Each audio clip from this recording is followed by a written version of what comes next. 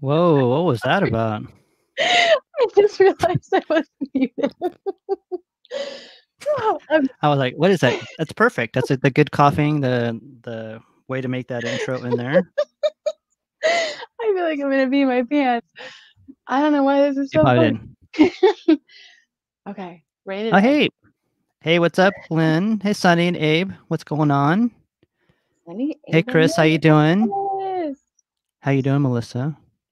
I'm good. Just a little bit of phlegm. Nothing a good Something. can't fix. Nothing good. A What's good funny chicken is that phlegm. I have chicken phlegm. I'm always muted during the video, but in this app that we use, when you're on mute, video playing, there's a big block, at least on my Yeah, screen, that yeah. says you're muted. And I wanted to see all the beautiful pictures. So I unmuted myself thinking, oh, I can be an adult and be quiet for like 30 seconds. And then I No, wasn't. no. So yeah, I'm So doing okay. How are you doing? I'm doing great. I told you I unleashed. No, I recharged my chi today. I get ready for the show tonight. And Lynn says hello to you too, Melissa. Hi, Lynn. Thank you for including me in that. Abe's trying to call me. He's trying to get me to do the. He always tests me, like Oh, really? online. Yeah, like he don't answer. He always like, don't answer the phone. The Don't call answer is the coming phone. from inside the house. That's right.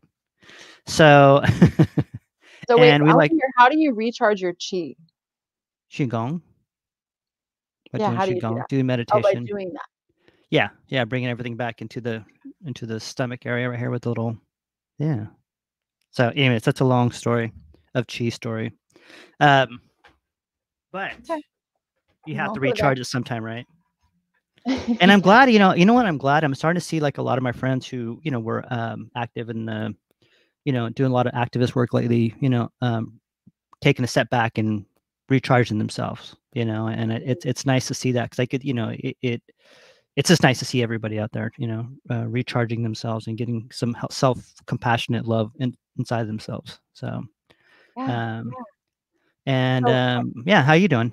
I know you have a class coming up or a online seminar. What do we call it? yeah, of course. Yeah. Course. That's right. Yeah. Yeah. So the art of social media launches on Monday, and I am super excited. If you are someone watching who ever struggles with social media, whether it's feeling like overwhelmed with negativity, maybe you're afraid you'll say something wrong and like get in like criticized.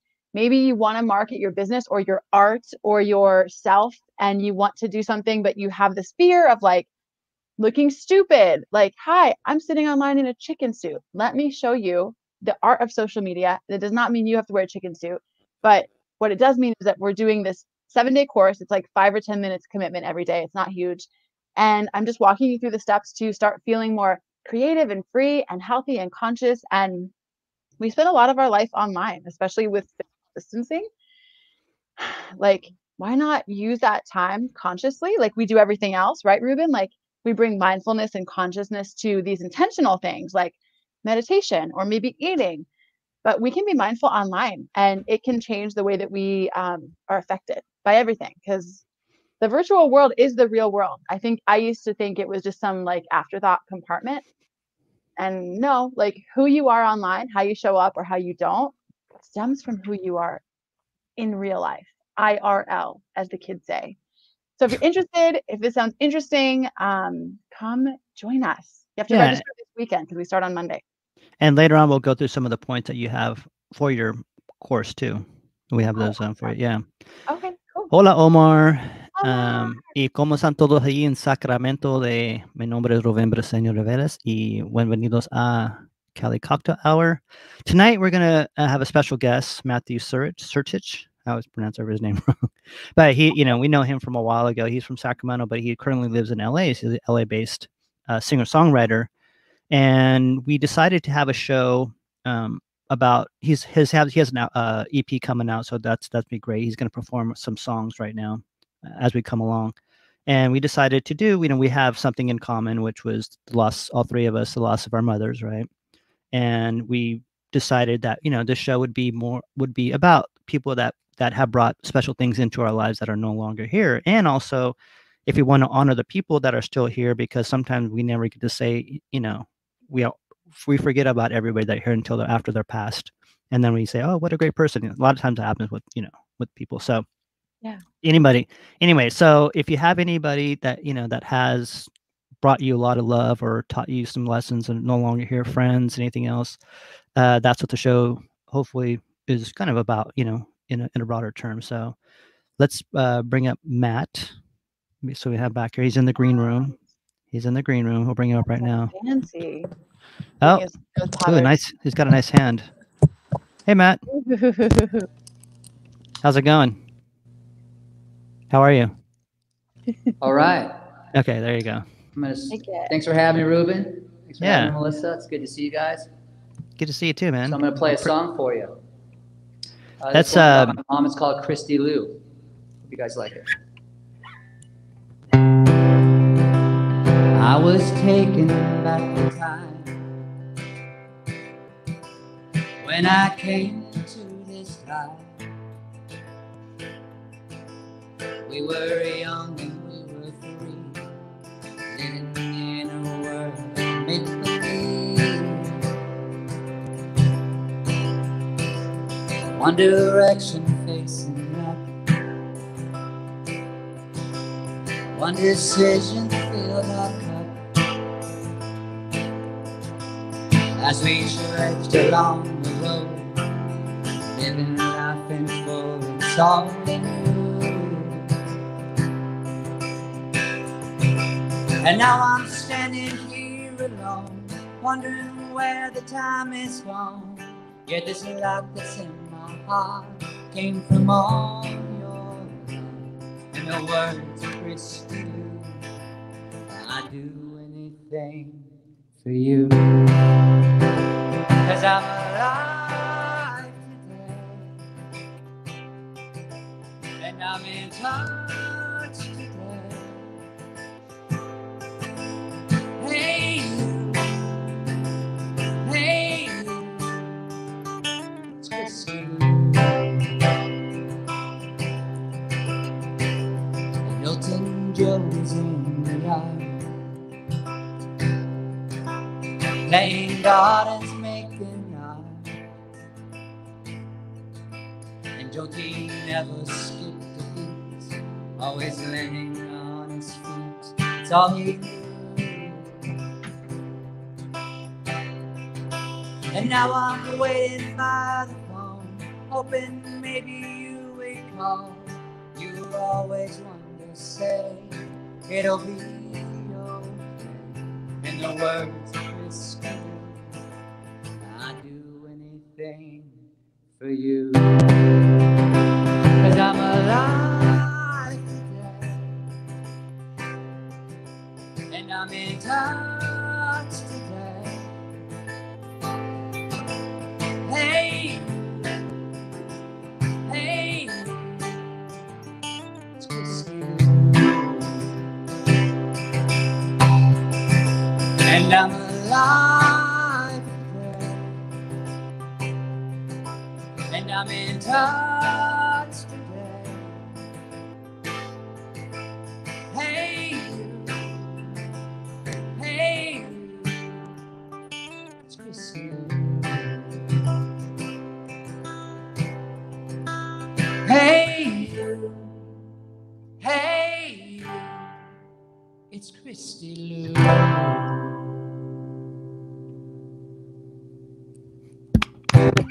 Yay! We're gonna clap in the. Oh my gosh, I love it. That was great, Matt. Thanks, guys. Awesome. Yeah.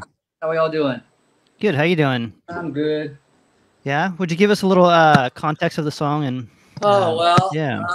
I mean, yeah, I lost my mom a couple years ago, and I just wrote a song about her, It's the first thing that came out, and the music, my mom loved country music and folk music. I grew up on Jim Croce and Cat Stevens and all those guys, John Denver, and over the last maybe 4 or 5 years, I've got more into the folky kind of singer-songwriter vibe. And I remember when I was playing that, just the music for my mom, she's like, I love that. That's the best thing you've ever written.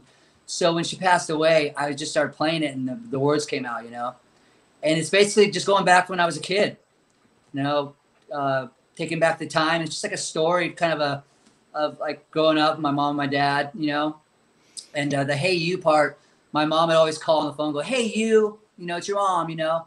So I just got the "I'm Alive Today." "Hey You." It's Christy Lou. So yeah, it's a really special song for me. So. Well, Lynn said, "Awesome, Matt." Yeah. And Colleen says, "So beautiful, Matt." Colleen, hello. And Yeah. Piog too. Piog. All right. Tower reunion. My name's Yeah. Marissa. Piog. My name's Melissa.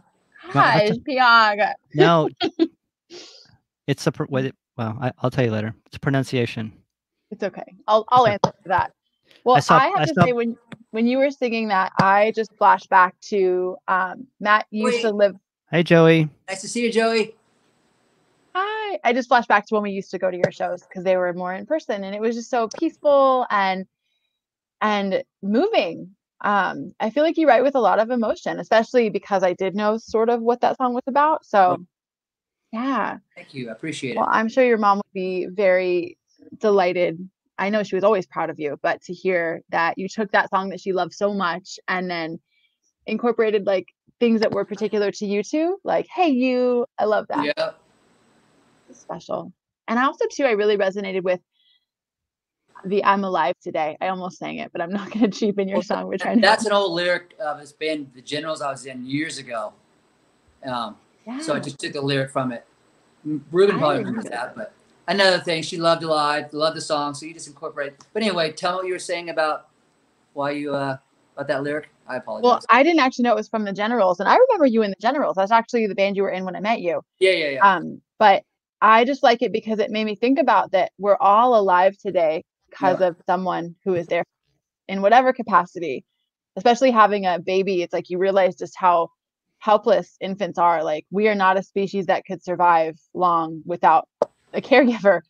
And so at like a very base level, it's like that's why we're alive. But to just have been nurtured by someone, I just really got that from that part of the song. Well, being a mother, the nurturer, man, I just really, after losing my mom, I realized how much of a rock she was for the family. You know what I mean? Just for me personally, it's like I didn't realize how much of an impact it was going to have on me. Yeah. I'm going to miss her, but it's affected me. 2 years later, I'm still struggling with it, you know? Like, how do I survive without my mom, you know? Yeah. Even as a man in his 40s, you know, it's like I'm still struggling with it. And the importance of that nurturing, that's a really important part of our lives, you know? Yeah. And Chris wrote, Thank you, Chris. Yeah. You want to read it, Melissa? Yes. Yeah. I'm going to see some people on here I haven't seen. Oh, it's a little reunion. So Yeah. Chris said, I lost my mom in 97 and my dad just 3 weeks ago. Oh, I'm so sorry, Chris. Yeah, we're sorry about that, Chris. Love right back to you. And I'm so glad you're here because sorry, you guys, I have a lot of coughs tonight. But I think that loss, as you were just saying, it could be a couple years ago, it could be 20 years ago, or it could be 54 years ago, right? And oh my goodness, Emily's awake. Emily, she's in the UK. So what? Yeah. Emily, remind us what time it is for you right now. 5:30. And Sunny, Matt, Sunny said hi. Man, this is great, guys. Yeah. Nice to see you. So, I remember you. And we, like I said, we appreciate you coming on. I know that was like, I'm like, hey, you want to do this show? And you're like, yeah, I'll do it. Yes. And I changed. I couldn't wait. Yeah. And, I was like, okay, what the concept of the show is going to be, it'll be about, like I said, we all lost our mother. And I'm sure there's a lot of people who lost people in their lives that are very influential. And, there is some, yeah. And so we appreciate you coming out here because, we like to share what we lost and what we have and, what we've gained out of that too, because I don't know if you ever will recover. I mean, I don't know if it ever will happen. So I've already came down. It's been, I lost my mother at 4 days old and then probably 12 years ago. And it's still, it's always going to be with me, and I built an altar today. See, there's my altar in the back. Awesome. But, and I don't, it's not going to ever be gone. So I learned to live with it, right? You learn to live but they live inside you. So it's not nothing that's bad or anything like that. It's just like you learn that you just, you move on, but you hear in the head, in your head about some things when you need guidance and, so whether it's angels or whatever people believe, they're still there. Yeah. I think this perspective is what you get when you lose people you really care about. That's what I realized that, I don't know if you said something earlier about it, Melissa, but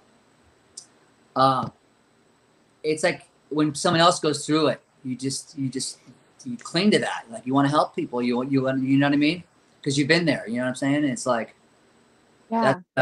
you know, that's what it's all about. Is just, I don't know, like things that I cared a lot about, that I thought I cared a lot about after losing, like the impact of losing your mom or something like that, loss. Yeah. And it tones you down a little bit about what's really important in life, you know? Yeah. And I just really think like relationships are important, and just trying to be there for other people is something I really enjoy. You know? It's like, I don't know. So Yeah. I think it could be cool for anybody watching who has lost a parent to just share whatever they might feel like sharing. Maybe like something that your parent used to say to you, or a memory that you had. And maybe because the theme isn't loss, it's also just appreciating the people that we love. Like you said, if you want to share like kind of a shout out, so to speak, to someone who's really there for you right now, or has really carried you in ways through this pandemic, we would love to hear from you guys, and either give some light or a little bit of a mic to people who you really care about that you might not have anymore, or people who are just really important to you. And we have another, so we have another comment from, if you can read it, from Omar. Cha-Cha Whispers. Oh, you know, it's funny. I see Omar posts with his mom, and I think after you lose your mom, you also notice when people have what seems to be like a really great relationship, and it's not out of spite. It's more like, oh gosh, just like hug them. Like, that's so wonderful. So I'll read the comment. He said, I can't imagine the pain of losing my mom. Thank you for the show. It's a reminder to myself to strengthen that relationship while she's still with me. Absolutely. Oh, I love that. You can never imagine. It's like, you know, you're never, you know what I mean? Like I never, like, I remember when I was young, that first thought of like losing your mom, your dad, like, oh my God, I don't know. I can't imagine it. And then it's like, you're not prepared for it, and it just happens. And then somehow you just, you know, it's important to have a support system. I realized that I couldn't have got through it alone. There's a lot of people that showed up for me, you know? And another thing that's beautiful, it's like, I have guys that I know now, like my friend back out here, Rocco. He lost his mom like 6 months ago. So, and when I lost my mom, he called me every day and he was there for me, you know, and I got to return the favor and do it. And I got to walk him through it, you know? So that's the beauty of it, is that eventually we can help each other, you know, in that area. So. Yeah. And then Lynn wrote, oh, you want to read that? Yeah. I've lost both of my parents. I like thinking they watch over my kids. I think that too, Lynn. I definitely, when I had my daughter, it was interesting, like as my pregnancy progressed, I started off like really grief stricken that my mom wouldn't be here. And anyone that knows grief knows that it waxes and wanes. So it's not like it just kind of goes like this. But then when my daughter got here, I started feeling this really strong connection to her. And Ruben, you and I talk about that, like sort of like the energy and the magic of like, I would dream about her every night. It was like, oh, I just saw her. And I guess I'm bringing that up because I took that as like, as much as I would really like her here, I'm not going to act like this is a good substitute, but like, there's something there. Like I can feel that connection or that solace, whether you have kids or not, right? When you're going through, and another thing about like early motherhood is it was just really hard. So I think when we're in these really difficult moments and all you want is your mom when you're really struggling, if you had a really good mom that like kept you safe, to be able to sort of treasure that memory of being really safe and held and supported, and not being able to provide that is awesome. But yeah, I had this yeah, do you guys have anything to add to that? Oh no, I was waiting. I'm like, I don't want to interrupt you. Yeah, but you know, like I said, you know, we do appreciate everybody coming out. I know sometimes we talk about, you know, subjects that are different or heavier subjects on Friday nights, but it's really about celebration, right? It's about celebration of their lives, and like I said, people that have been through this before, and people, you know, it was funny because today I was looking through all these audio tapes I recorded when I was in Mexico, and I was looking for my I was just looking for my mom's roots. And when I went down there, when my mom who raised me passed away, I was looking for my birth mother's roots. And I ran into these people in the little town of Mexico, and they're like, "Hola, you know, how you doing?" And I was like, "My name's Ruben. I'm just coming here to look for my mom's roots." And they're like, "Oh, you're Anacleta's little boy. I'm like, yeah. I said, oh yeah. So we're talking. Oh yeah, I knew her back when. And I go, yeah, well, I'm just coming back to look at my roots. I'll be back another year, and I was like, well, my mom died. I don't know if you know, but my mom died when I was 4 days old. And she's like, oh no, que lástima, so joven, all this stuff. And so we start talking about my mom and passed away, and like, and she goes, well, that is part of life, and that's, I love, like, back in Mexico, they're like, well, that is the cycle of life. So, we all, and they're older at this time too, like, they knew that they're, not that their time was coming, but it's a different, for me, it's a different energy in Mexico when you talk about people who passed away, because they're still basically there. They're like, oh yeah, they're here still, more than we are here in the Western kind of, ways. But I think it's good that to keep them in your heart, because they're always in there, right? They're always here. They're not physically here. So I'm there. I mean, you go to the store. If I go to the store, she's there. If I'm eating like chicken and rice, she's there. You know what I mean? There's always a memory, Yeah. But she's not always there, because that would be weird. Yeah. Right. Yeah, I have to go to the bathroom, Mom. Thank you. Can you give me some space? And you know what? Colleen just wrote something. So you wanna? I'm gonna show her artwork right now in a second. Right now, but she's awesome, by the way. Yeah. I love your artwork, Colleen. Gosh. Yeah, we love you, Colleen. Yep. We're a show made up of your biggest fans, Colleen. Okay. So Colleen says, I lost my mom when I was young, an incredible loss. Through that loss, my heart grew, and so much gratitude and awareness of being real with others, because you never know when someone might pass. Love you all. Awesome. Oh my gosh, that so emanates from you, Colleen. I only know Colleen virtually, just through what she shares and her art and what she writes. And you do have such a warmness and just like truthfulness and presence. And whenever I hear that there's sort of like this brokenness, especially early on, in some ways, I mean, you're saying that's part of how you like develop this connection. But I think that there really is this, it can be really rough, but like direct connection between that really great pain and that great art and empathy and presence that you feel with people when they're really here. So we're glad you're here, Colleen. Yeah, and I'm going to pull up some artwork, 'cause I told her to send me some artwork, and this is part of the process too, of us showing different artists around town, and as much we can help out. Sorry, another burp. Excuse me. How dare you? I'm over here. I watched Steel Magnolias tonight, so I'm a little bit sensitive. Oh, really? Oh, Yeah. You love Steel Magnolias. I remember us talking about this. Yeah, well, I mean, I have movies that I can't watch movies over and over again. There's only like 3 of them. I know that it's going to sound weird, but one is Legally Blonde and Steel Magnolias, which is weird. Wait, is the third like American History X or something? Just totally the other direction. I love that movie. So I'm going to pull up some of Colleen's artwork right now, and she does some beautiful work, everybody out there. And I know that she's putting up her website, and I believe she's doing a pay as you can part of it. So it's coming up, but so here's some of her work right here. It's really beautiful. I know that everything. Yep. Yeah. Oh my gosh. And I want this quote from her that she sent me on a text too, so you can read it, Melissa. No, I refuse to read it, Ruben. You have to read it. Okay, I'll read it. Since tonight's topic is about the loss of mothers, my art addresses that as a motherless child myself, Colleen Craig. This makes so much sense, just that your art would have that. I think my favorite kinds of art almost have this like mystery and sadness, because I think as we look at it, it's like life is such beauty, and also like this ache because it's impermanence. And I don't know. I see all of that in your art. I do too. Yep. Yeah, and I want to thank Colleen, because she did just bring it to me. I mean, let me put it up here, and and I appreciate that. That's why we appreciate everybody here. It's always a beautiful show, on Wednesdays and Fridays. But yeah. And if anyone loved Colleen's work, you should go to her website, because I'm guessing, even though I haven't actually been, I'm going to check it out after our show.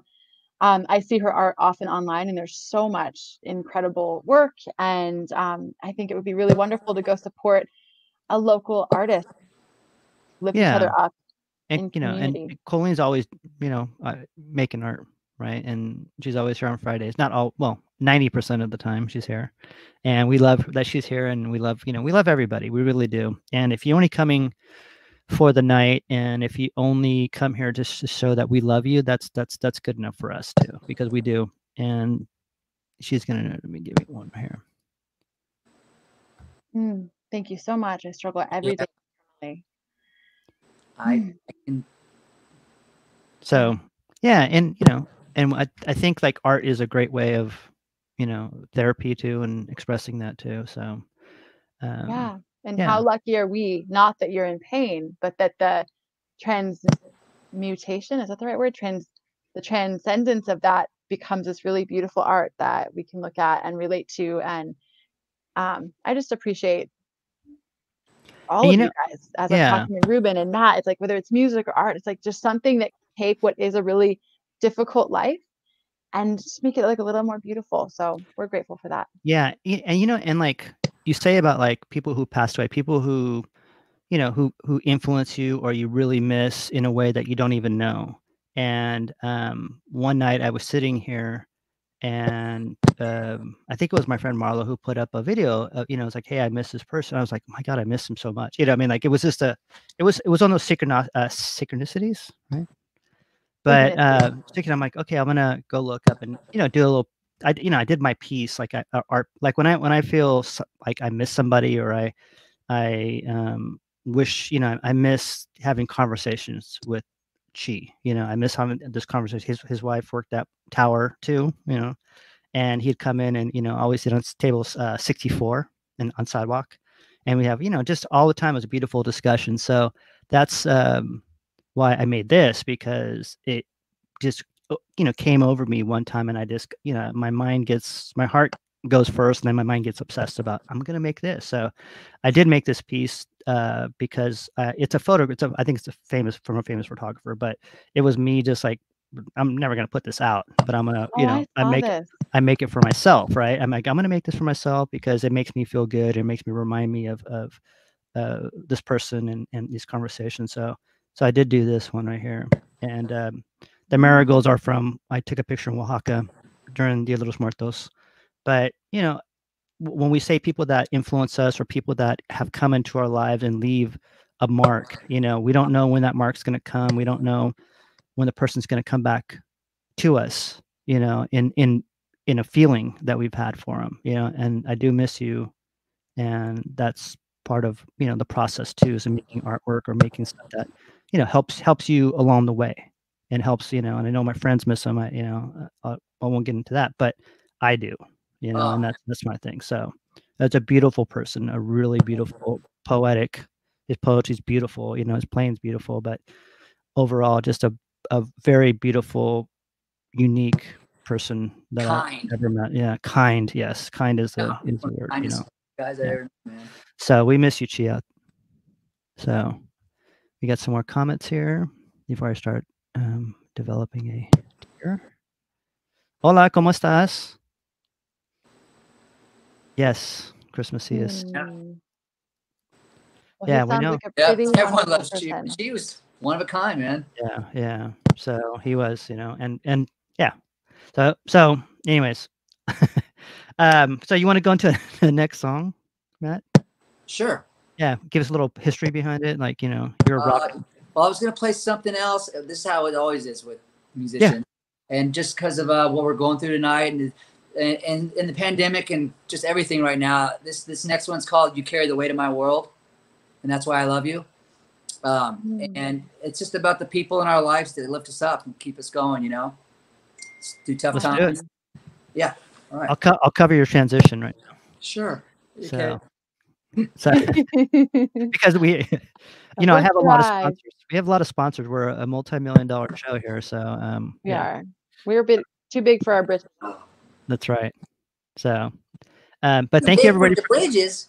Yeah, and thank you everybody for coming out tonight. We appreciate you. We love you. And if you have anybody that you just want to put out there and say hello, or crossed your lives and made a something impact, someone you want to remember, someone that you want to just praise while they're still alive, we would love to hear who you're thinking about tonight. Yeah. As Matt plays on, he's put on his headphones. He is looking at the camera. Matt in his Feeling it. natural habitat, Yes, looking this is the very match. comfortable. This is the match. Ready? All right, guys. This one's called "You Carry the Weight of My World."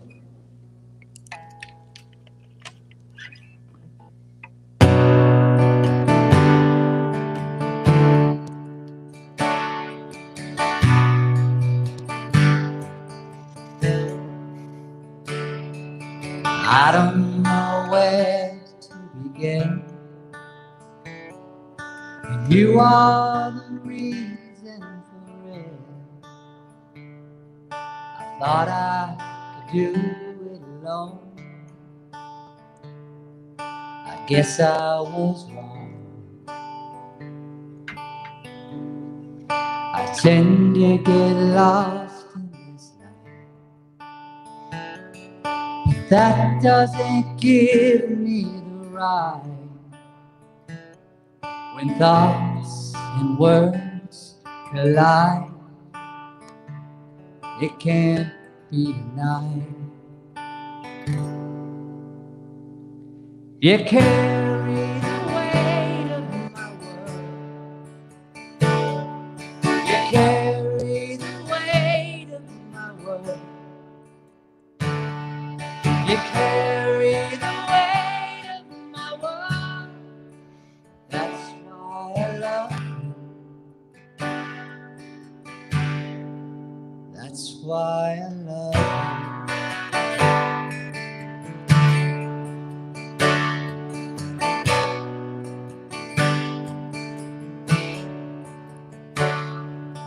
I don't know where to begin. For years I just held it all in, learning to forget myself more than them. I want you to tell me when I fall short, 'cause you know me better than anyone else. I want you to know I'll be here, always dear. You carry the weight of my world. You carry the weight of my world. You carry the weight of my world. That's why I love you. That's why I love you. That's why I love you. That's why I love you. That's why I love you.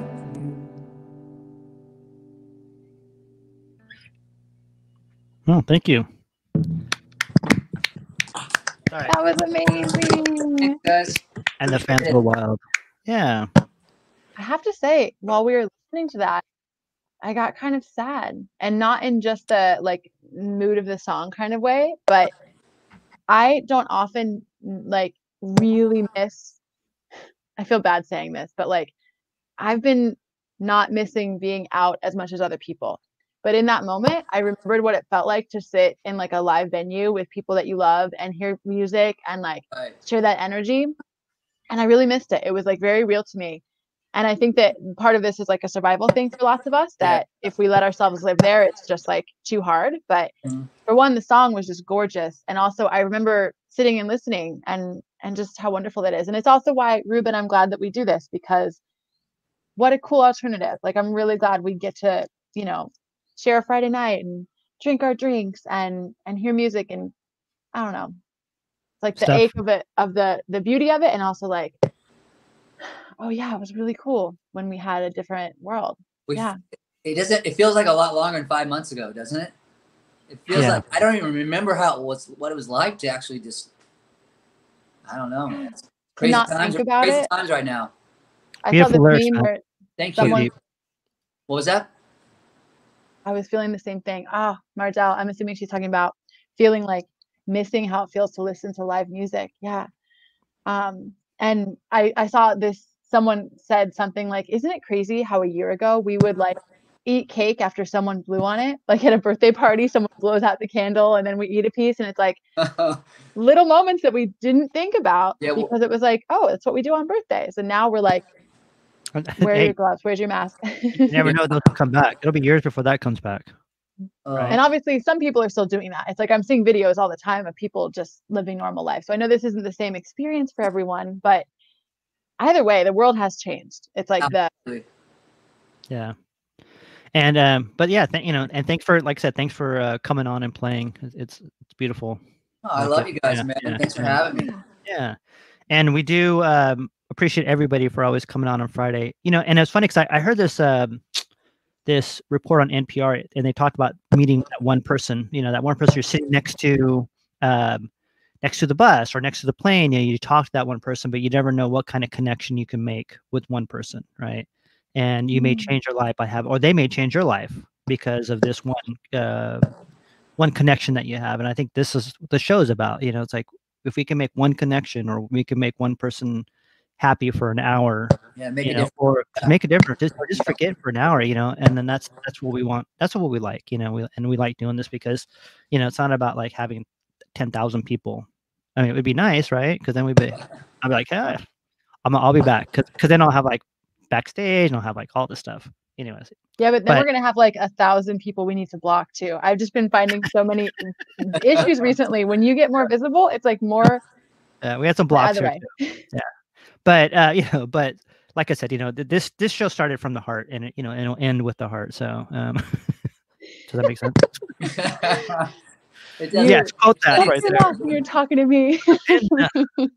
But we do appreciate everyone for coming out, and and that's all I can say. I keep repeating myself. I really do appreciate people coming here and listening. Well, it's also kind of nice too, because I know that we get people that pop in and out. So we love people who stay and hang with us and make it feel like we're just in that like corner booth at the cool lounge, or the people who just pop in and they're like, we're really cool. We're just stopping by for like 5 minutes. I have like 10 other parties to go to. Yeah.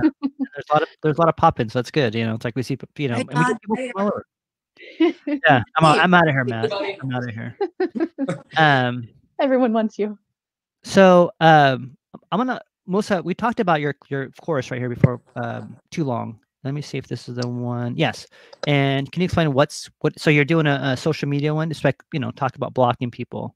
Let's put that stuff. Yeah. I know that's like a great forward to this. So yeah, just kind of transition a little bit. I'm launching a course, which just means the course is starting on Monday, but you can sign up now and even a little bit after that. I'm going to let people in a little bit late, but it's all about how to become conscious and feel better about how you engage with social media. And it's a relationship most of us don't even realize we have, right? It's like, oh, it's just whatever. It's Facebook, it's Instagram. Who gives a shit? But really, the average person spends between 1 and 2 hours a day on Facebook, on Instagram, on one of these platforms, on YouTube. And if you add that up, that is 3 to 6 years of your life.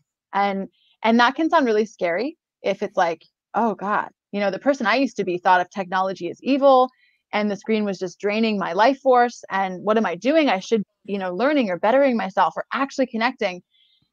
And I started to realize like who we are on social media is just a microcosm for who we are in real life, if we want it to be. As in, looking at some stuff that triggers you or you struggle with online actually changes the rest of your life. So looking at the people that piss you off, looking at the way you feel maybe insecure when you see certain things or judge other things, or maybe the things that make you sad, like feelings you have online are ultimately linked to your feelings in real life, and understanding those and creating some mindfulness around those. So yeah, so I'm just going to go with what Ruben is putting up. This is sort of like a kind of overview of like, if you're tired of feeling this way, if you feel overwhelmed with the world, like the state of the world, which I know is very common right now, or you don't know how to navigate conflict online. Maybe you just don't say anything because you can't handle it. Maybe you say stuff and then it's really hard when people criticize you. Maybe you're a troll. I'm doubting that for any of you, but conflict online. Maybe you have anxiety about your life and you do that comparison thing when you see other people's. Maybe you, I know this was for a long time, feel kind of stuck to social media because you have to be, like maybe you have a business or you have art or you have creative endeavor that you need people to know about, but you fucking hate being online. And that's a really tough juxtaposition. Maybe you delete it every couple months or even more often than that. And really, it's just if you feel anxious or confused or uncertain or depressed or drained when you're scrolling or when you're done, this course is for you. We really do go through just like, I'm not going to read the rest of it, but ultimately ways to disengage from all that, to create some space, kind of like we would in life. Like in life, if you're feeling anxious and depressed and comparing yourself and getting triggered by people, like, you know, resenting people, they're renting space in your head. Those are like in small part often happening on social media too. So it's like a super small time commitment. We take 5 to 15 minutes a day and just go through this like 6 modules. They come to you over a week. And by the end of it, you feel more conscious and more healthy and more creative and like licensed to just be yourself and like wear a chicken suit if you want to, whatever it is that you want to share or be or have. Ultimately, as a coach, that's what I do in general, is help you create the space between your thoughts and your higher self that stops you from having the things that you want. And I just chose social media as a trailhead because I realized, wow, we're all using it. It's a time of like physical distancing. So we're using it a lot more. And a lot of people are feeling bad about it or the world or each other. So yeah, it's been kind of a neat little connection. And it's one I didn't really even expect of myself because I was never particularly passionate about social media until I realized that when I stopped showing up the way that I used to show up, which was like kind of messed up. I won't talk too much longer. My whole life changed by changing the way that I show up online. Like I didn't used to have my real name, for example. It was Melissa until like a year ago. And that was because I was afraid, you know, what if I want a job someday and someone sees I posted this about the president and like, you know, what if this matters? Like, what if I, you know, what if people from high school like search me and I look, you know, I don't look good. And so I don't want them to be able to find me. I had all of this like mind drama around it. Didn't really realize until I stopped and was like, what if I'm just me? Like, what if I just say I'm me. This is my name. I'm kind of weird. I'm all of these things, just like all of you. What if I just let people think whatever they're going to think and care if they care and don't if they don't? And I want to turn into Dr. Seuss right now, you guys. I just want to say a couple rhymes. Well, I think you are. You're there. Yeah. So, and your class starts this week, right? It starts on Monday. Yeah. So come register. Maybe I'll go put a link in the comments right now. So yeah, do that. And I can put it up there. Okay. Awesome. And Matt, we have a thank you from your song. And we also have Teresa here. Love and light to y'all and to the beautiful spirits guiding the loved ones. Yeah. So, and hopefully we'll have Teresa on here doing one day too. I like your profile pic. Yeah. So she does some healing. I don't want to mess it up. However I can want to do it, but she's an awesome person. She's a dancer too. From Sacramento? Yes. Cool. Yeah. So Teresa, you can put down what you are, what you do, because I will. She's an energy healer. Somehow I will, change it up. So into my own language. I know. I probably won't say it right either. So, we want to read this one? Has the world changed the way we connect with life, loved ones, and our own self? I think about the lessons this change is teaching us. Yeah, I have opinions on that, but what do you guys think? Do you think we put that back up? So has the world changed the way we connect with life? Let's take it one by one. What do you think, Ruben? Yeah, it has, right? I mean, obviously we're doing it right now. And I think we can all sit back and think about how we're going to, we obviously miss a lot of things now, right? We miss hugging people. We miss talking to people. There's a lot of stuff that I never thought I would have to think about, how much I miss and how much energy that I need from people. And that's how I kind of survive off exchanging energies with people, even people that I just meet. So that's been different for me. I've learned to change in that way. So, but yeah, it is teaching me a lot. It's teaching me a lot about myself, actually, because now I have time to think about things. So, yeah. What do you think, Matt? Absolutely. I mean, I think it's helped me realize what's important. You know what I mean? I'm kind of person, especially living in LA, where I'm just go, trying to make things happen. And just during this time, I realized how important human connection is.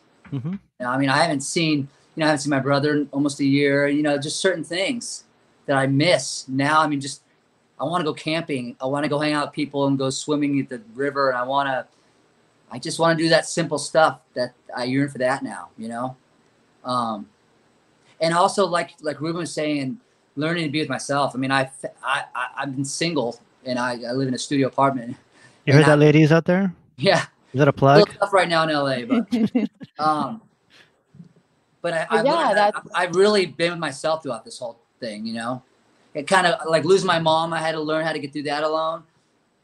That topic, I had to, I mean, people are there, but and then this kind of pandemic stuff, I've learned how to, which is nice. It's nice to learn if you can be with yourself, you know what I mean? Yeah. It's a nice thing. I'm going to put up a quote from Emily, so you want to read it. Emily said, "Oh, so excited for this course. Society itself has a negative relationship with social media. At drama school, we were warned of our past social media use.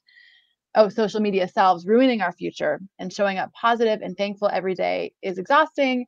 You were not allowed to be yourself, and it was damaging."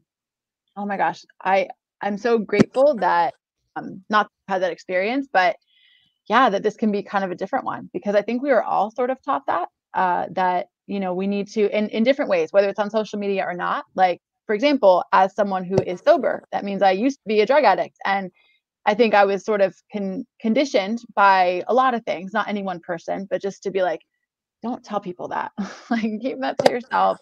Make sure that people trust you and think highly of you, or and really, this is to each their own. Like, no one has to reveal anything that they don't want to. And we talk about that in the course. This isn't me saying, go put all your stuff out there.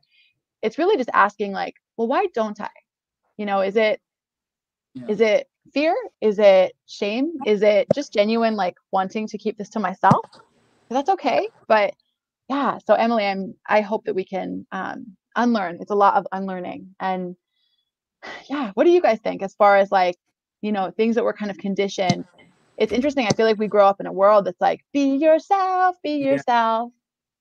I think I like what you're saying about that. I've had those same fears, and I think it's important. Like, I'm a sober man too, and it's like I can help others, and we have this platform if we use it in a healthy manner, and then can help other people.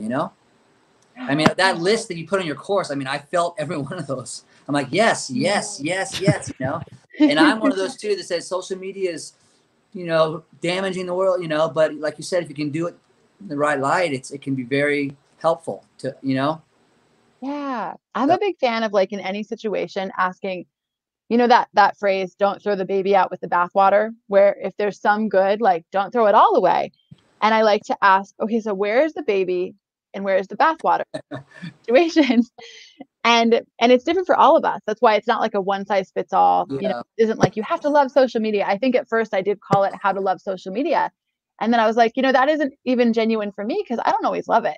I just simply have some space now to recognize the choices that we have and to let myself be human. Like, I was actually, I was on a podcast earlier. It's going to air this weekend. And we were talking about, like, I still show up as a very human person online, and I still get into very heated conversations and feel myself have emotions about them. And I'm not just like, oh, it's just simply, Matt, like, emotional sobriety, this idea of, like, allowing yourself to have emotions and not attaching, oh, I'm a terrible person because these people said this negative thing about me online, which has probably happened to all of us, especially if you have any kind of platform, or they're a terrible person because they messed up this thing. That's something I used to do, is I would also kind of crucify people in my head when I saw them fumble publicly.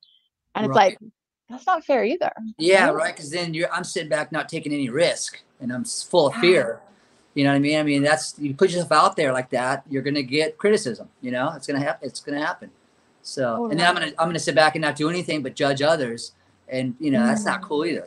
So, and we're all guilty of. We're all guilty. We're human. I'm not guilty. Yeah, there you go. Will you read? Guiltiest. Yeah, exactly. You just nailed it. That's right. So Donnell said, there is strength and vulnerability in taking risks. Ooh, yeah, I'm still learning, Donnell. I hear you. I would So- love actually anyone watching who wants to share about a benefit that they have gotten from being vulnerable, from sharing themselves. Because I'm thinking about all the artists and creators that you know, Ruben, and those are mostly the people that tune in are your people. So are there ways that this has manifested? I mean, even just in your songs you just played, Matt, like Yeah. they're really vulnerable. And that's why they make us want to cry, because you got vulnerable. Yeah. Yeah. Yeah. There you go. I can always tell when Ruben's like, can we move on? No. I was, I don't want to interrupt. I was like, no, but speaking of, of vulnerable, I'm going to show a picture of myself. Right. Please. Oh, Yeah. And also, I was telling Melissa and Matt that when I first did it, there was a quote there that I had beforehand. That was my Angelou quote. And it really resonates with me because I do feel it's what you do, how you make people feel. I do know that that's how people will remember you by. And this picture, it was kind of side by side, and I decided to leave it because it's, even though my mom passed away when I was born, I still felt her. I still feel her, and so that kind of, it went hand in hand with each other. If that hand in hand, is that a saying? Yep. Yes. Yeah. So Yeah. anyway, so here's a picture, and we'll go to this right here. So that's me playing on my mom's graveyard. Grave, right? Dancing, having fun. And look at the joy on your face. Look at this, like that's what has always captured me about this photo is I just feel like it's this combination of grief because we're looking at what you lost, and then this joy, like the life mom gave and how alive you are. And Oh, I was partying. I didn't know about grief. I was like, yeah, this is I'm dancing. What's up? That's what I thought back then. But now that I'm older now, I'm like, wow, okay. Yeah. I mean, it definitely wasn't like a conscious thing for you. I just think, as the onlooker, yeah, it's just captivating, this picture. So yeah, and like I said, it is, I mean, a connection that I knew that I had. But I love the quote itself too. And you want to read that one for me, please? I like what you read. Yeah. I've learned that people will forget what you said. People will forget what you did, but people will never forget how you made them feel. That's awesome. Maya Angelou. But I think that is a quote that's underrated, because of empathy, right? And I think some people just need to sit back and, like, oh yeah, I just read the quote, that's great, but no, how does that quote make you feel, right? I mean, what does that mean to you? And to me, it's like, I want to make people feel good, right? And I talk to people all the time. When I go to Mexico, I talk to, the people that are struggling, I do, it's not that it's giving them some money. It's really more of sitting down and talking to them. They don't, what I mean? Like they appreciate what you give them, but it's more when you sit down and talk to them and make them feel like they're people, right? And not just people, and so for me, it's always been about connection with people and connecting and, trying to one-on-one, because, you can't save the world, but you can save you can save one person, not save one person, but you can have a really great connection and an impact, and that'll move on, and that will resonate. I always said, if I make one person smile a day, I'm happy. I've done my job, right? So, and that's kind of like, in this picture too, I'm smiling. I don't know what I'm thinking about. I'm probably thinking about like I'm gonna have some tacos or something afterwards. Yeah, You're just alive. You're just on fire with life, like all kids are, because we're born with this just like zest. Yeah, right. So, hi Raquella. Yeah, hi Raquella. My favorite. And Carissa. It reminds me that each of us has this capacity for joy within us. Not, you just went too fast. Sorry. Not simply searching for it outside of ourselves. Yeah, I like that. And and we talk about our moms, and Matt, I asked you if you wanted to play a song live, and I said, because there's a video of Matt in Hollywood, right? The video that. Yeah. So we'll play another song live, but I really do want to play this video because I think that obviously playing in the very beginning of the show was awesome to set the stage. But I think that now that we've talked about it, and I think we can hear the lyrics again, and it's a beautiful setting. It's a beautiful video, so I do want to play it live. Yeah, right now. Yeah, this wasn't much. This is I I spent like almost a year in my apartment after I lost her. You know what I mean? And this was like when I first went out in the world again and played music. So it's pretty. Yeah. And I can feel that, you know, I can feel Yeah, I can feel it. You know what I mean? Singing, I was more, you know. Anyway, okay, cool. Yeah. So I'm gonna play it now, and this is Christy Lou. And for those who come right now, do you want to give just a little backstory real quick on it too, Matt? What's that? Just give a little back. I'm so sorry. For people that come in, I'm like, Tacos. I'm on Matt. Did someone say tacos? Because I'm there. Yeah.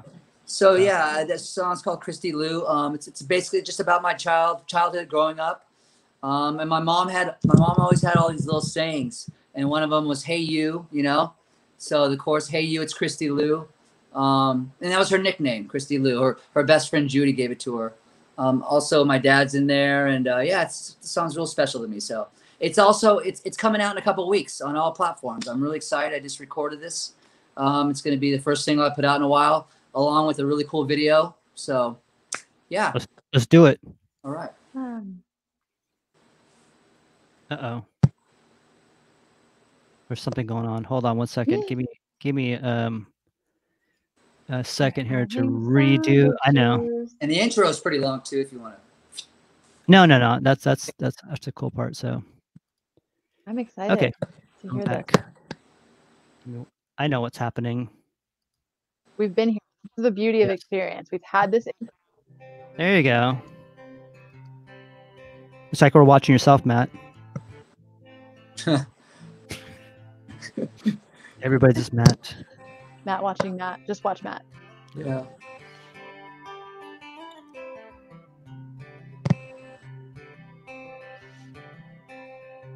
I was taking back the time when I came into this life. We were young and we were free, living in a world of make-believe. One direction facing up, one decision filled our cup. And as we trudged along the road, living life in full, it's all we knew. And now I'm standing here alone, wondering where the time is gone. Yet this light that's in my heart came from all your love. In the words of Christy Lou, I'd do anything for you. And Joltin' Joe was in the yard, planting gardens, making art. And Jolty never skipped a beat, always landing on his feet. It's all he knew. And now I'm waiting by the phone, hoping maybe you would call. You were always one to say it'll be okay. In the words of Christy Lou, I'd do anything for you. 'Cause I'm alive today, and I'm in touch today. Hey you, it's Christy Lou. Hey you, it's Christy Lou. Thanks a lot, guys. Appreciate it. Oh, I appreciate it. Thanks, Ruben. Yeah, that was awesome, and I love playing that video. Where were you at? Well, let me see, because Raquel wants to know too. Cool X Woodshed. It's in North Hollywood. It's been around for years, and they do like it's an open mic, and then you can get like a video made for $20, and it's all professional video. So for $20, you can play a song and get a professional video out of it. It's really cool. Yeah, it looks really good too. Yeah, it's a super cool, supportive little local scene there. It's awesome. Yeah, I'm gonna put your Instagram handle down there too, so people want to go check you out. It's Mathew James Live or at Mathew James Live. Guys. Yeah, Yeah, and your website is MathewJamesMusic.com. yeah. Yeah, that's awesome. You know, I say awesome a lot, so I say please. awesome a lot too. So Awesome. good. That's I know. awesome. I think it's, Could be worse. so she's in Raquel is in Sherman Oaks right now. Oh, really? Yeah, Oh, yeah, very cool. yeah. Oh, do you live in Sherman Oaks? Me? No, I live in Sacramento. Yeah. Okay, yeah, she does. Cool. Yeah, But I'll add you as a friend on Facebook or add me. Yeah. yeah. Oh, So- you're visiting in Sherman Oaks. love you. No, she lives in Sherman Oaks. Oh, okay. Right now. Yeah. Yep, See. not too far from me. Chris Macias. Chris said, "Thank you, Ruben, Thank you, Melissa, Chris. and Matthew Thanks for for stopping by. beautiful music and heartfelt conversations. I really needed this. Much love." Yeah, Yep. Chris, and we love you, Chris. And being you know, here. once again, sorry about your father. But we do. You know, Really sorry, man. yeah, we're here for. You know, we're here right now, right? So she lives in Sherman Oaks. Perfect. And then she said, "I'll." I don't know what that is. Maybe she was trying to write ill, like that. Ill. Yeah. So yes. Oh, Matt didn't like. Oh, there he is. No, Matt. I think you were going to Matt. I was like, For a what happened to Matt, man? What happened to Matt? What happened to you?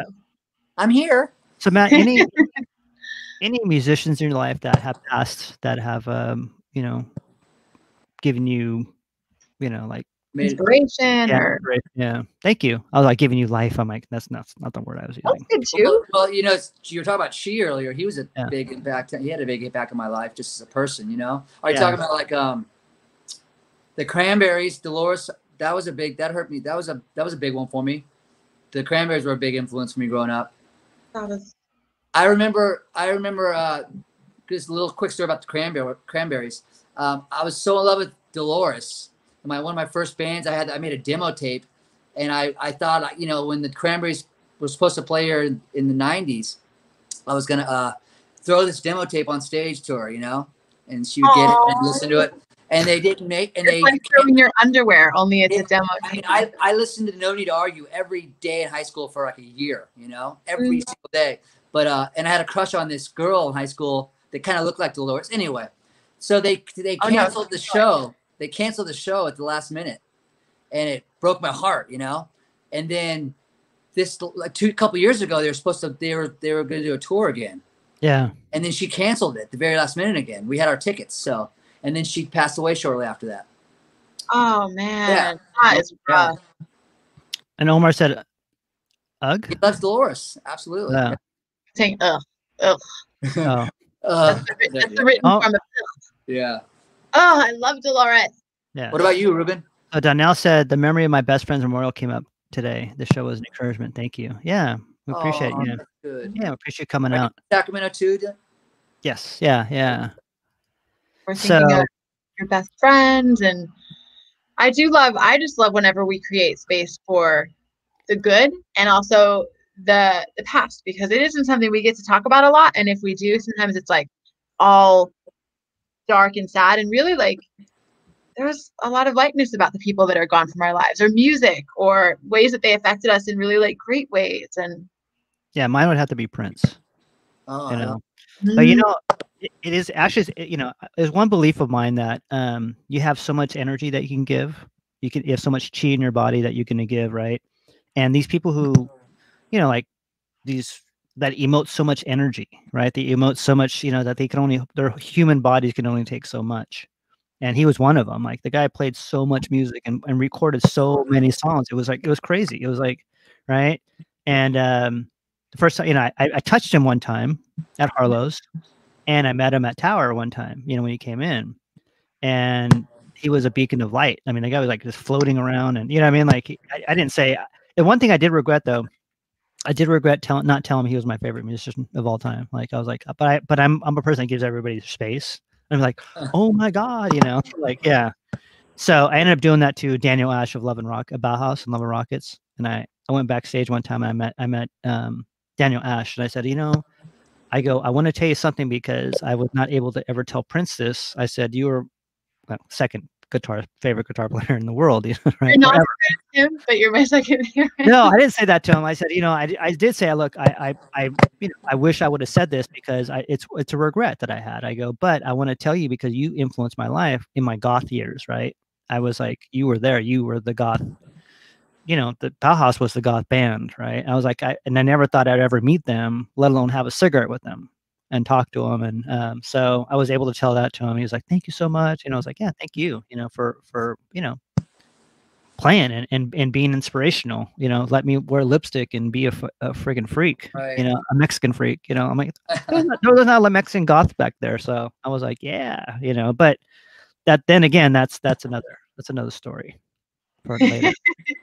So, A good story. Another good story. you can read this one. Mardell said, "You helped me remember my grandmother's smile and hugs."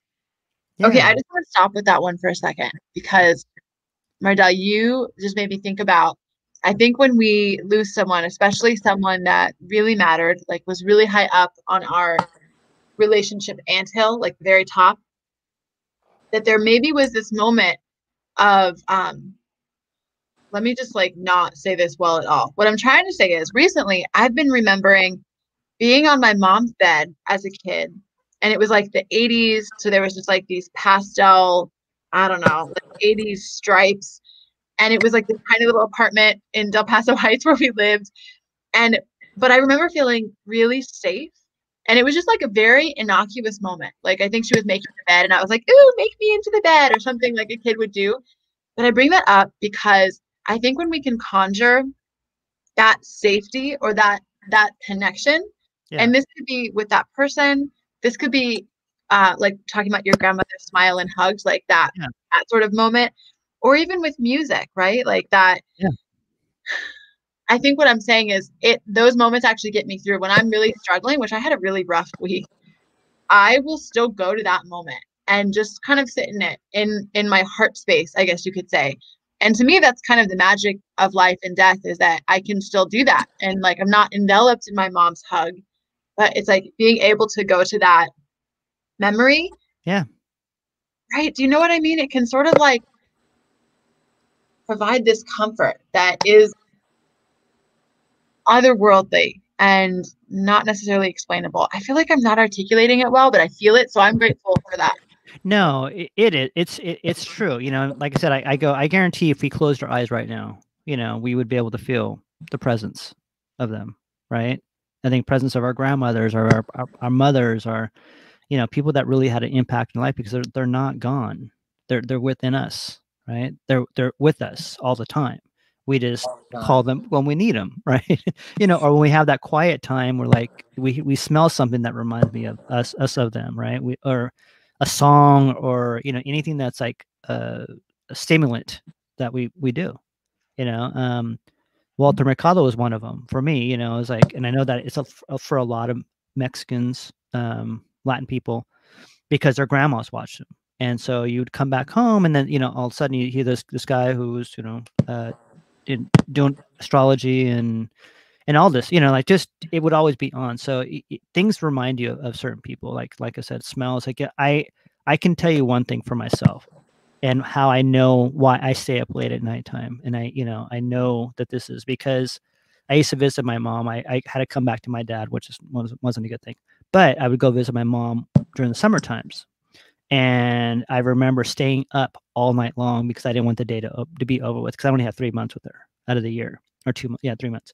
So I know that I wanted to squeeze every moment that I can with it, right? I'd always tell her, Mike, look, I learned how to manipulate time when I was a kid, right? I was like, I made every moment count because those moments were going to be gone. And I knew that when I was a kid. And I'm like, look, and so I stay up late at night until I can't possibly physically go to bed, right? I'm like, I got to go to bed because, but that's also because of my childhood. I remember that. I remember that going to bed, like only when it was time. And when it was time, it was probably 3 a.m.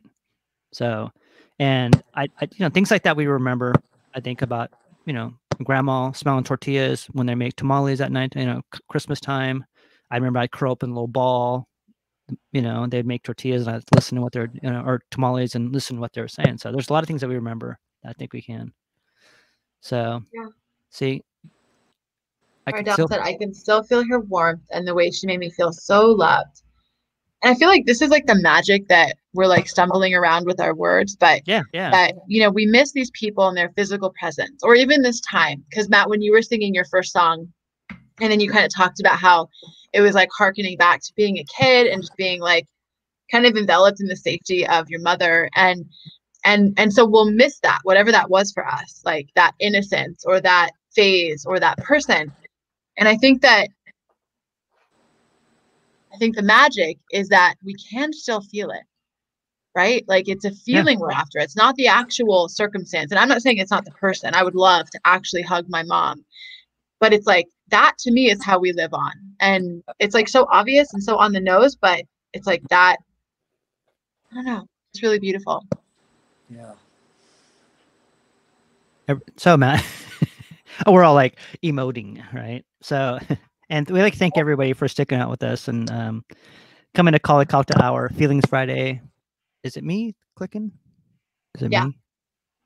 I Can don't you know hear where. that? I did in a second there. It's not bad enough to be like, No, I think Like- it's because I'm doing it from the side. did you There hear you it go. just now? No. Did you? I don't. Come on, Yeah. Matt. Yeah.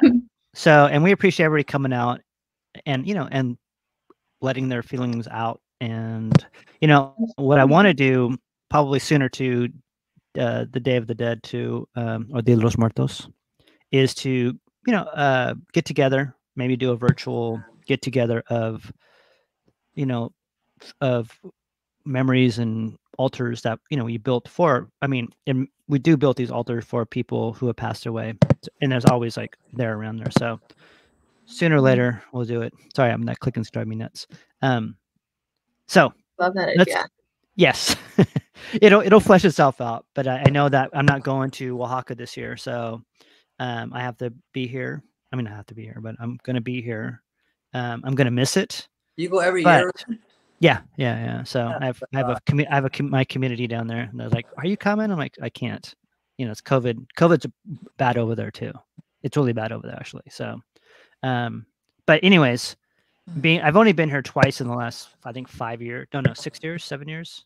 So I'll be building an altar for the Latino Center. They're doing a drive-through Day of the Dead. Yeah. So social distancing, I mean, you don't want to die. You don't want to die going to a Day of the Dead thing. That's like that's not that's not that way. That's not the way it works, right? No, it's not. So, and what about you, Melissa? What about me? Yeah, any musicians, poets, or anybody that anybody at all, gardeners or Yeah, I miss my gardener. yeah, Well, don't man, gardener. what a good dude. Well, I want to share a little story. It's pretty short. Yeah. But okay, when I was in high school, I was really into this. They're kind of like subculture, like very underground. You have to be like kind of tuned in, like you have to have your finger on the pulse of the music culture to have known who they were, but they were called NSYNC. I was really into NSYNC, okay? So Ruben, it's like, get over it. Yeah. So I was so into them, and I'm serious. I was so into them. And they were coming to town, and I wanted to go to their concert. And this radio station here in Sacramento was doing this contest where if you went on a scavenger hunt with clues they gave you over the air, somewhere at the end of the scavenger hunt was not just tickets, but backstage passes. Like, for a 15-year-old that was in love with Justin Timberlake, which now I'm like, what were you thinking? But anyway, so my mom and I go on this scavenger hunt, and like they're saying all of these clues, and we're driving around town, like to like what are the country club lanes? I remember was part of it, like all over Sacramento. And I remember we got to this one place. I think the clue was like, it was like, go to the place that is by the ocean in the area that Superman would change clothes. And anyway, the short of it is that it sounded like it was a phone booth. And I was like, let's check out this phone booth, Mom. So anyway, the end of the story is that we got home and I never found the tickets, and I was really disappointed. And then someone announced that they found the winner, or the winner found the tickets. And they were like, so happy. And they were like, where did you find the tickets? And she was like, well, I went to it was actually the phone booth at Country Club Lanes where we had been. And all I had needed to do was open the phone book to the last clue, which was like, I think they said something about water. So if I had just opened the fucking phone book, I would probably be married to Justin Timberlake. Sorry, Michael, but like that's what should have happened. So I got like this close, and no one died in my story except for my ideas about what my future should be. So that's it. That's what I want to share with you guys. That's I like just a statement. Oh my God. Can you imagine though a teenage girl who gets this close to her dream and then I was like bawling, and my mom was like, I think that's a sitcom, right? That might be a sitcom. I think it might be. We're like, oh, hold on, see? Okay, see? Thank you, Carissa. Right? It's so heartbreaking. You guys might have to go. I need to go process this. I sent Carissa a video of pre-Corbid when she was we were in my studio doing karaoke, and I was gonna play it tonight, but I was like, I can't I can't do that to her. She's awesome though. She's a great singer. So Who? Carissa. Tearing up my heart. Yeah. And I'm with you. Carissa, were you right there with me? I feel like you might have been an NSYNC fan. And if anyone else was, please show yourself. No shame in this very cool musician game. Chacha said, ouch. Yeah. I appreciate the feelings of resonance. You know, the upside of that story is that I wrote about it in some English class, and it ended up getting to like the state finals with my story. I remember that I think I had like such emotion, and it was like kind of a silly little event, but maybe that's an example of like out of heartbreak comes actually the thing I love most in the world, which is writing. So it was real. It was real stuff. Yeah. Oh my gosh, it was real devastating, man. So Matt, hold on. JC fan, the show. Oh my God, JC, he was my second favorite, right? Justin was first. Justin's the only one that actually stayed successful. Can we make the rest of the show where we just talk about NSYNC and like maybe we all say who our favorite band member was? Wow, that's a perfect segue for Matt's to play third song. Yes. Oh, am I gonna play a third song? Yes. Sure. Okay. See. My first concert was the Strip Justified tour. That was him once he went solo. That's because you're younger than me, Omar. You know what though? I'm older than you guys, so guess what my first concert was ever? Wait, let me guess. Did Abraham Lincoln have a band? Were there keyboards? It was a female. She was the number one. She was a new. Cher. And there was some the opening band. Everybody booed them off the stage. Booed off the stage, not off the stage. Oh no, that's way before that. It was Madonna. Wait. Oh, Madonna's Virgin Tour. That's a great. And you know who opened up for her? Who? Was Beastie Boys. Oh wow, that's a good. And everybody booed the Beastie Boys. They're like, "What the fuck is this?" They're like, "Yeah, seriously." I mean, Madonna fans were like, but Madonna was my first. Everyone I went to, you know. There's a good documentary on Madonna on Hulu that I just watched, basically from the beginning. She was like a little punk rock girl back in the day. Oh no, she was so. Let me tell you a story about Madonna, right? So when I used to go and you know I was in the new wave romantic scene, right? So I wore lipstick and all that, you know, everything. And Madonna was one of the first ones. Her producer Jelly Bean was her boyfriend at the time, so he produced these songs, and we're like. You know, because like in the clubs, that's where all the experimental music comes out from, right? And it's all the experimental stuff, and then it'll come mainstream. But Madonna was, I think it was, she had a song before she got big, and so we all saw Madonna. We were like, hey, everybody was dressing like her, right? But even before she hit big, and but she was always the one that was in the club, and she had all, you know, really innovative with all these remixes of her songs. And so at that point, because I still don't like commercial music, right? I don't like pop music. And, you know, I thought I'm getting older. I don't like pop music. And now I'm like, I've never really liked pop music. I like the deep, darker, you know, more obscure stuff myself, right? I mean, back then when The Cure was like, you know, dark and, you know, I didn't know they were going to play, you know, you can hear them at the Gap now, right? But back then they were like, no one was playing them on the radio. Is there really something wrong with people getting big? Like, does that automatically make them? No, but they're different. You know, they change, right? You change your sound to, you know, I mean, but it's a natural progression. It's nothing bad. But back then, you know, you listen to Cure and it's like, you know, you listen to, it's totally different than what you heard before. Like, Pornography was an awesome album, different name, right? Hanging Garden, you'll never hear, just stuff like that. That's really, really deep in their catalog when you know that they were, I mean, they started out when they were 16, 17.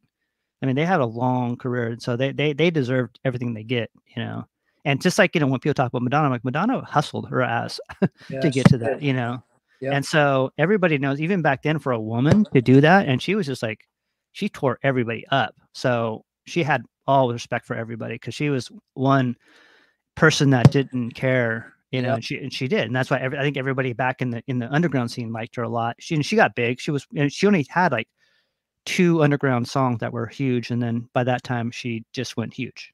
She was just huge. Like, it was like beyond that.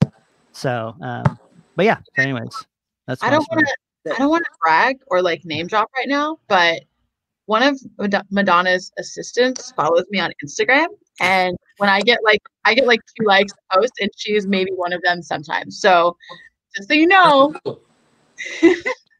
Live to Tell is probably my favorite Madonna song. I gotta see that too. What's that? Live to Tell. Oh yeah. So.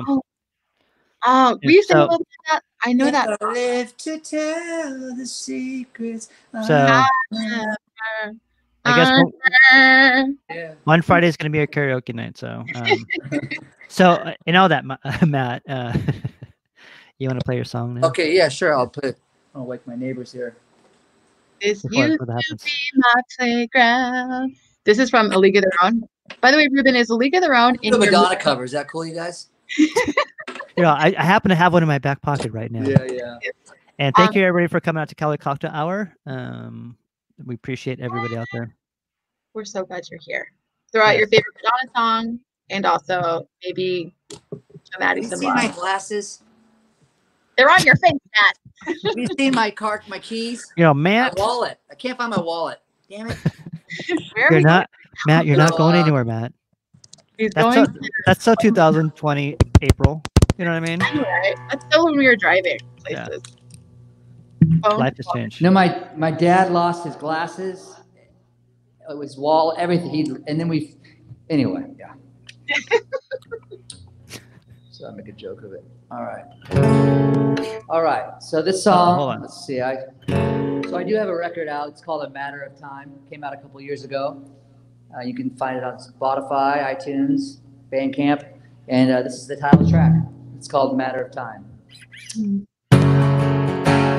Thanks for having me, Ruben. Thanks for having me. Yeah, appreciate it. Appreciate you coming out.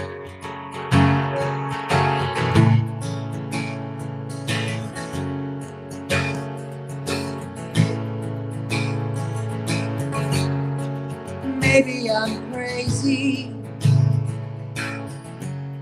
or maybe I'm dumb, 'cause I am a fool for you. I am a fool, and maybe I'm fooling, and I know the pain. I am a fool for you. I am a fool, and so it goes. It's only a matter of time, and we will know as soon as our worlds collide. And so it goes. It's only a matter of time. It's only a matter of time when we're alive.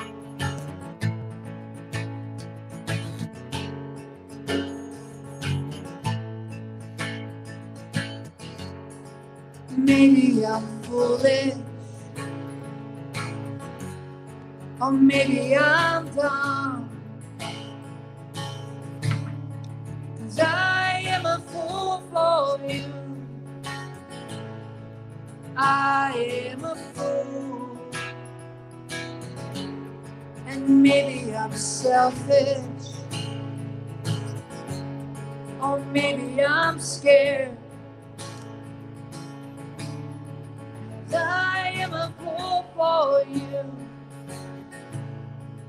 I am a fool. So it goes. It's only a matter of time, and we will know as soon as our worlds collide. And so it goes. It's only a matter of time. It's only a matter of time. And we'll love.